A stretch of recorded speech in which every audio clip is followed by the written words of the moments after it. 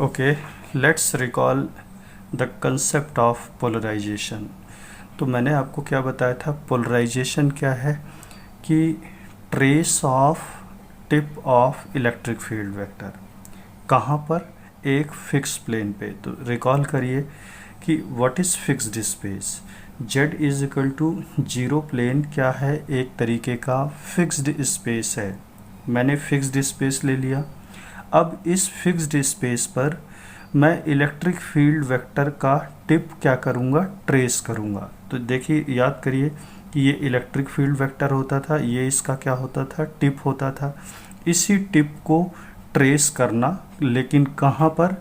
एक fixed space पे trace करना ही क्या कहलाएगा, हमारा पोलराइजेशन कहलाएगा। मान लीजिए आपका जो ट्रेस है, जो लोकस है, वो लीनियर टाइप में दिखे लोकस, तो पोलराइजेशन कैसा होगा, लीनियर होगा। यदि वही ट्रेस यदि सर्कुलर टाइप में दिखे तो पोलराइजेशन कैसा होगा, सर्कुलर होगा। यदि इलिप्स टाइप का दिखे तो पोलराइजेशन कैसा होगा, इलिप्टिकल होगा। खास बात क्या याद रखनी है आपको, जो इलेक्ट्रिक फील्ड वेक्टर का जो टिप है वो कहाँ पर ट्रेस करना है, किसी भी फिक्स्ड स्पेस पे। तो रिकॉल करिए कि मैंने आपको एक इलेक्ट्रोमैग्नेटिक वेव का एग्जांपल दिया था। क्या ये इलेक्ट्रोमैग्नेटिक वेव है? ये जो पिंक वन है वो इलेक्ट्रिक फील्ड है, जो रेड वन है वो मैग्नेटिक फील्ड है। तो आप रिकॉल करिए कि मैंने आपको राइट हैंड रूल बताया था कि फिंगर्स किसको बताती हैं, डायरेक्शन ऑफ इलेक्ट्रिक फील्ड को, and the perpendicular to the palm represents the direction of magnetic field. तो आप इलेक्ट्रिक फील्ड को मैग्नेटिक फील्ड की तरफ रोटेट कराइए, you will get the direction of propagation. तो रिकॉल दैट कि मैंने ये भी बोला था कि आपको हमेशा राइट हैंड यूज़ करना है। तो यदि ये आपके पास वेव गिवन है तो क्या इलेक्ट्रिक फील्ड का इक्वेशन लिख सकते हैं? बिल्कुल लिख सकते हैं।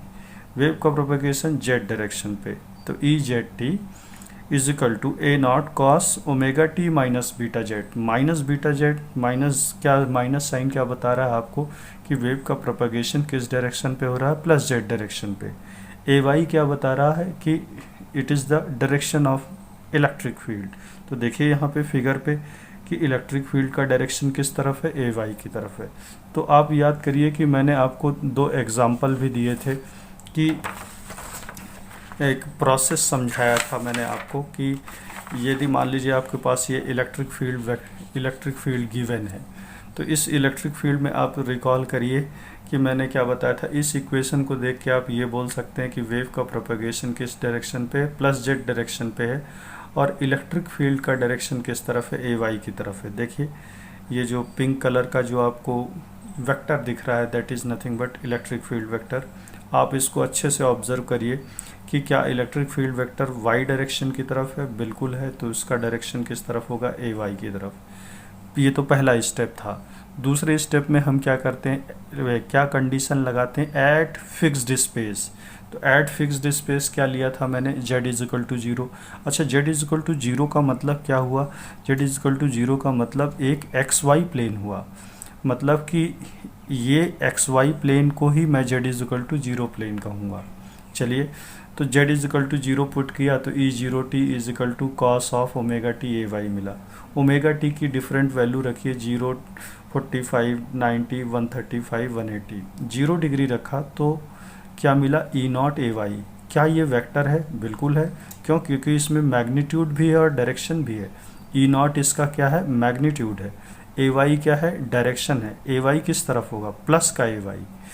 तो ये ई नॉट इसका मैग्नीट्यूड लिख दिया और डायरेक्शन किस तरफ, ए वाई की तरफ।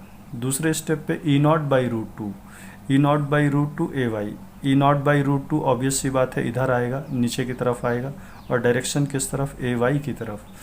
रिकॉल करिए कि यदि मेरे को इसको प्लॉट करना है तो कैसे करूँगा, ई नॉट बाई रूट टू तो मैग्नीट्यूड है, कोई दिक्कत नहीं है, लेकिन डायरेक्शन किस तरफ है, माइनस ए वाई की तरफ।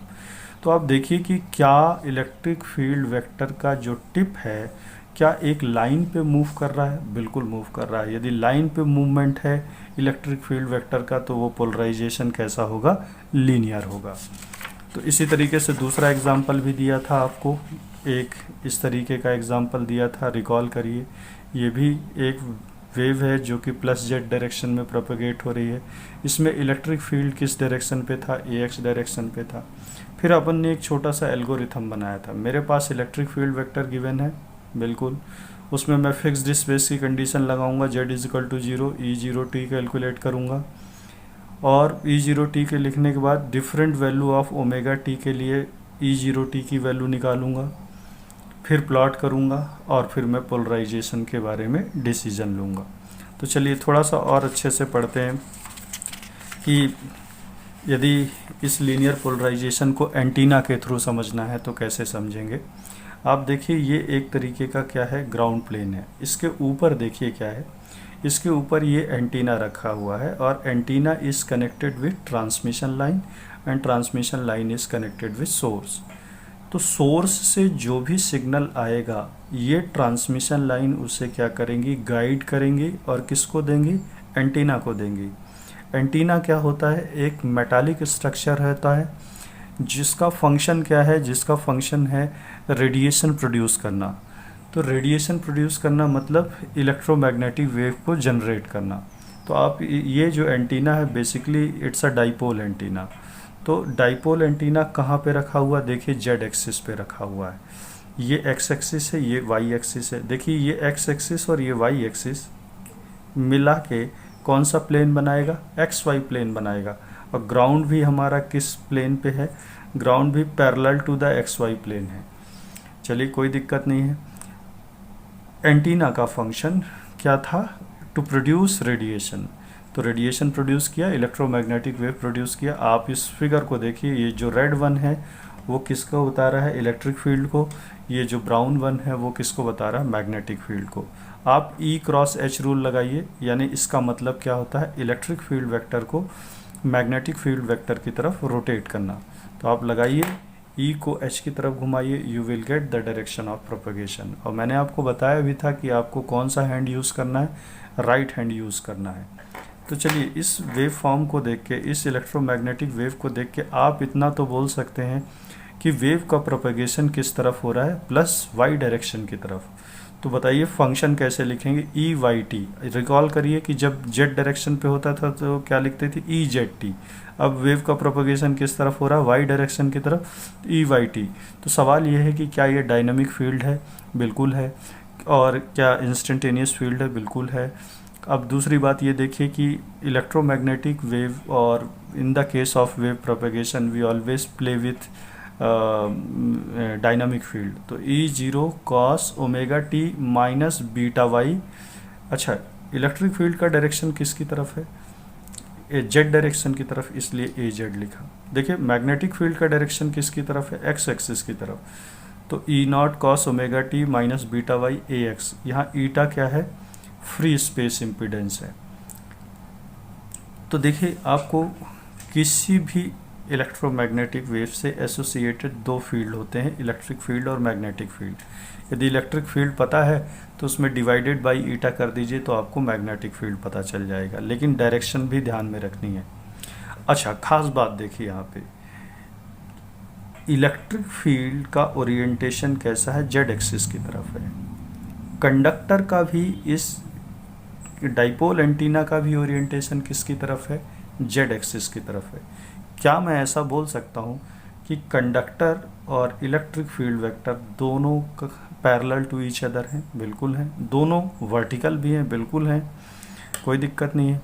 अच्छा, तो अब मैं सवाल पूछना चाहता हूँ, यदि आपको ये इक्वेशन गिवन है, ये इक्वेशन गिवन है, तो आप इस इक्वेशन में, यदि इस इक्वेशन से कोई आपसे बोले कि can you find the polarisation, बिल्कुल पोलराइजेशन फाइंड आउट कर सकता हूँ। मैं क्या करूँगा, एट फिक्स्ड स्पेस, कोई भी फिक्स्ड स्पेस ले लीजिए। कौन सा, y is equal to 0 plane ले लीजिए। y इक्वल्स टू 0 प्लेन लेंगे तो E0t is equal to E0 cos omega T a z, उसको प्लॉट कर लीजिए। आप देखिए कि पोलराइजेशन आपको कैसा मिलेगा, लीनियर पोलराइजेशन मिलेगा। अच्छा, मतलब यहाँ से अभी दो पिछले लेक्चर में दो ऐसे एग्जाम्पल सॉल्व किए थे, उसी के बेसिस पे मैं ये कह सकता हूँ कि ये जो पोलराइजेशन प्रोड्यूस होगा वो कैसा होगा, लीनियर पोलराइजेशन होगा। क्या ये एंटीना वर्टिकली पोलराइज वेव को प्रोड्यूस कर रहा है, आंसर इज़ यस। मैंने वर्टिकली पोलराइज वेव क्यों बोला? क्योंकि इलेक्ट्रिक फील्ड का ओरिएंटेशन कैसा है? वर्टिकल है। इसलिए मैंने क्या बोला कि वर्टिकली पोलराइज वेव क्या करेगा? प्रोड्यूस करेगा। मतलब पोलराइजेशन इसका कैसा होगा? वर्टिकल होगा। वर्टिकल मतलब जेड एक्सिस की तरफ होगा। वर्टिकल का एक और मीनिंग, इस एक्स वाई प्लेन का कैसा है? ये परपेंडिकुलर है। तो ये एंटीना का ओरिएंटेशन कैसा है? वर्टिकल है। तो क्या समझ में आया कि vertically oriented antenna will produce vertically directed electric field. कहने का मतलब ये है कि यदि किसी एंटीना का ओरिएंटेशन वर्टिकल है तो प्रोड्यूस इलेक्ट्रिक फील्ड भी कैसा होगा? वर्टिकल होगा। प्रोड्यूस पोलराइजेशन भी कैसा होगा? वर्टिकल होगा। और प्रोड्यूस्ड पोलराइजेशन जो होगा, यदि इस इक्वेशन से देखा जाए तो वो कैसा होगा? लीनियर भी होगा। तो आप देखिए एक दूसरा एग्जांपल समझते हैं। ये देखिए दूसरे एग्जांपल में मैंने कुछ इस तरीके से बनाया। इस बार कंडक्टर मैंने कहाँ रख दिया है? इस बार एंटीना को मैंने एक्स वाई प्लेन पे रख दिया है, मतलब x along the x axis रखा है। ये भी एक तरीके का डाइपोल एंटीना है। अच्छा देखिए, ये कैसा है? ग्राउंड प्लेन है। ग्राउंड प्लेन मतलब अर्थ है। तो क्या इस बार कंडक्टर जो है पैरेलल टू द अर्थ है? बिल्कुल है। इसने क्या किया? इलेक्ट्रोमैग्नेटिक वेव प्रोड्यूस किया कुछ इस तरीके का। तो आप देखिए कि आप पिछले एग्जाम्पल पे देखिए कि यहाँ से एक देखिए कि इलेक्ट्रिक फील्ड का ओरिएंटेशन, जो इलेक्ट्रिक फील्ड है वो किसके पैरेलल है? हमेशा कंडक्टर के पैरेलल है। अब देखिए यहाँ पे भी इस एग्जाम्पल में समझने की कोशिश करिए। ये एक्स एक्सिस, ये वाई एक्सिस, ये जेड एक्सिस। तो देखिए ये इलेक्ट्रिक फील्ड भी कैसा ऐसा निकल रहा है। क्या इलेक्ट्रिक फील्ड हॉरिजॉन्टल प्लेन पे है? बिल्कुल है। हॉरिजॉन्टल प्लेन का मतलब कौन सा प्लेन? ये एक्स एक्सिस और ये वाई एक्सिस से मिलके बनने वाला प्लेन जो होगा वो एक्स वाई प्लेन होगा। क्या इस एक्स वाई प्लेन को हॉरिजॉन्टल प्लेन बोल सकता हूँ? बिल्कुल बोल सकता हूँ। आप देखिए ये एक्स एक्सिस, ये वाई एक्सिस, क्या इलेक्ट्रिक फील्ड हॉरिजॉन्टल प्लेन पे है? बिल्कुल है। ठीक है। क्या ये इलेक्ट्रोमैग्नेटिक वेव है? बिल्कुल है। इसमें इलेक्ट्रिक फील्ड भी प्रेजेंट है, मैग्नेटिक फील्ड भी प्रेजेंट है। Direction of propagation y minus y किसी भी तरफ हो रहा है। मेरे को खास बात क्या निकालनी है कि ओरिएंटेशन ऑफ कंडक्टर, जिस तरफ कंडक्टर का ओरिएंटेशन है, क्या इलेक्ट्रिक फील्ड का भी ओरिएंटेशन उसी तरफ है? बिल्कुल है। ऐसा एक्चुअली में क्यों हो रहा है? ऐसा एक्चुअली में इसलिए हो रहा है क्योंकि डाइपोल में मैं क्या बोलता हूँ कि डाइपोल मतलब दो तरीके के पोल, एक प्लस एक माइनस। एक पोल होता, एक तरीके का चार्ज कैरियर होता तो मैं क्या बोलता? Single pole. यहाँ पे कितने तरीके के चार्ज कैरियर हैं? दो तरीके के चार्ज कैरियर हैं। तो कितने तरीके के पोल होंगे? दो तरीके के पोल। और इलेक्ट्रिक फील्ड की टेंडेंसी क्या होती है? हमेशा प्लस से निकलता है इलेक्ट्रिक फील्ड और माइनस पे जाके क्या होता है? टर्मिनेट होता है। तो आप देखिए कि क्या ये electric field parallel to the conductor है? बिल्कुल है। इसीलिए मैंने जितने भी इलेक्ट्रिक फील्ड बनाए हैं वो पैरेलल टू द कंडक्टर बनाए हैं। चलिए ये तो समझने की बात थी। तो अब खास बात क्या निकल के आई?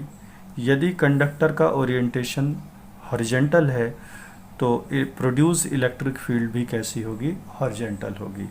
तो यदि प्रोड्यूस इलेक्ट्रिक फील्ड हॉरिजॉन्टल है तो प्रोड्यूस पोलराइजेशन भी कैसा होगा? हॉरिजॉन्टल पोलराइजेशन होगा। और प्रोड्यूस पोलराइजेशन लीनियर पोलराइजेशन भी होगा। तो मेरे ख्याल से ये बात समझ में आई होगी। ये दोनों खास बात है। क्या खास बात? कंक्लूज़न क्या निकालें इन दोनों पेजेस का? इन दोनों पेजेस का कंक्लूज़न ये निकालेंगे, यदि एंटीना वर्टिकल है तो इलेक्ट्रिक फील्ड भी वर्टिकल, पोलराइजेशन कैसा होगा? वर्टिकल। और प्रोड्यूस पोलराइजेशन कैसा होगा? लीनियर भी होगा। यदि कंडक्टर का ओरिएंटेशन कैसा है? हॉरिजॉन्टल है। कंडक्टर का ओरिएंटेशन कैसा है? हॉरिजॉन्टल है। तो प्रोड्यूस पोलराइजेशन भी कैसा होगा? हॉरिजॉन्टल होगा। और इलेक्ट्रिक फील्ड वेक्टर भी कैसा होगा? हॉरिजॉन्टल होगा। पोलराइजेशन कैसा होगा? लीनियर होगा।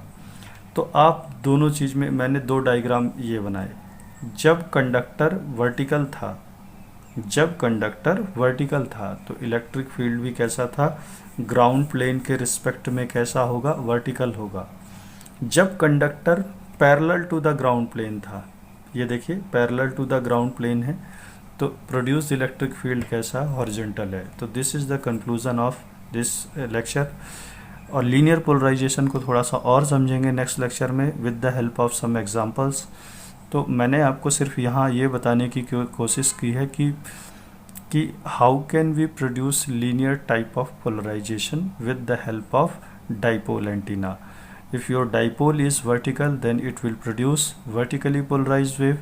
If your dipole is horizontal, then it will produce horizontally polarized wave. And in both cases you saw the produced polarization was linear polarization. If you like this lecture, then please like, subscribe and share it, and please watch my next lecture. Thank you very much.